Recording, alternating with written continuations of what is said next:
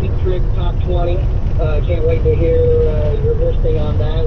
Cheap Trick, they made our 30th anniversary a couple years ago. Fantastic. But anyway, I wanted to throw out about a new band that I got turned on to just a couple of weeks ago. And I don't Here comes all the smoke again. Show, but I listened quite a bit. But I'm not sure.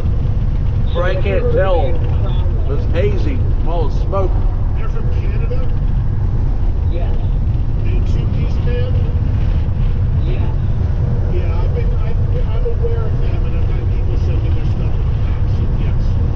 If you could, the new video that they just put out, they have 2 songs they just put out. And when I heard this band, I was completely like, what? You're like, what? So if you could, I don't know if you could play a snippet of Contact Fearless Part 1. No. Which They're is not. the newest song that they just released with another song. Damn. And No, not when I heard smoke. that, I was like, this is right in your alley. I understand it's a duo. I understand it's really different. But they kill it. I was completely blown away by They this. kill it. I mean, really blown away. And some of it, the earlier stuff is bluesy, almost like a Black Keys, more heavy. And what do they have? What are they? Is it a guitar player, singer, and a drummer? Like, what is the makeup of the two of the Welcome to the Plato. This is what blew my mind. Okay, so the Blew my singer mind. plays the Right drums now. and kills it. So, and there was a little bit of a rush thing. That's how I got turned on to it, having to do with this new song. A bit of a rush thing. But if you could play in 30 seconds, that would be awesome. Like 30 seconds of it, I'll be off. You'll be little blow your mind. Double bass and guitar. So it's like a Rickenbacker bass and guitar. And So wait a minute. Hold on. So he has a double neck, and one neck is a guitar and one neck is a bass? Exactly. I gotta tell you this. I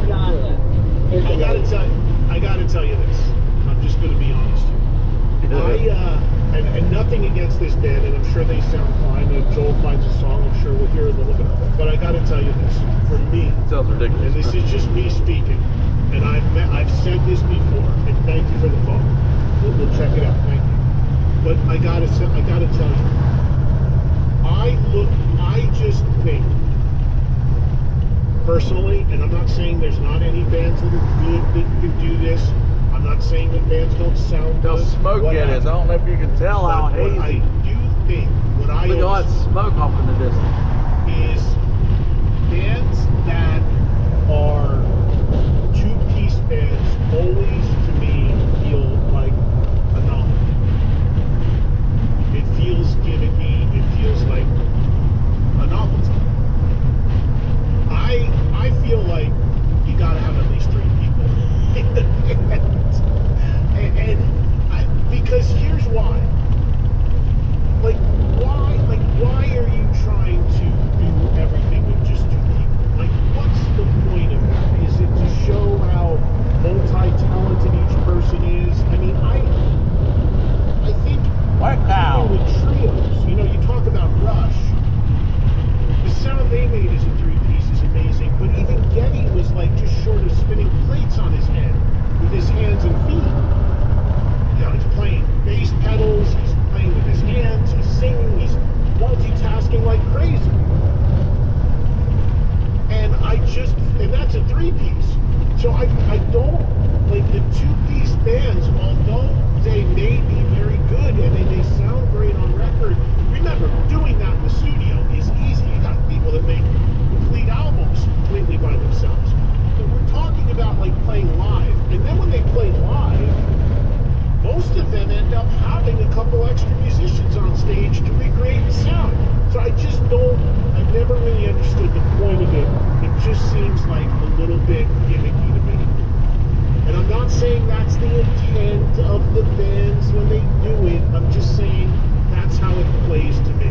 My always thing is like, just get a third guy. Instead of a guy playing one neck guitar, one neck bass, instead of a drummer playing keyboards with his elbow and singing and playing drums with one hand and triggering something with his feet, just get a third person, be a trio. Like what is the point of it?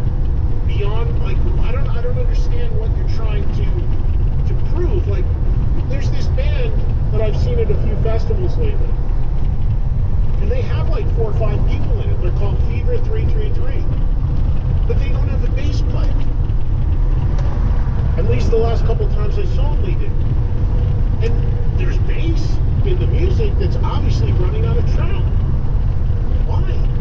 Like, I don't. You know how adamant I am against tracks to begin with, but that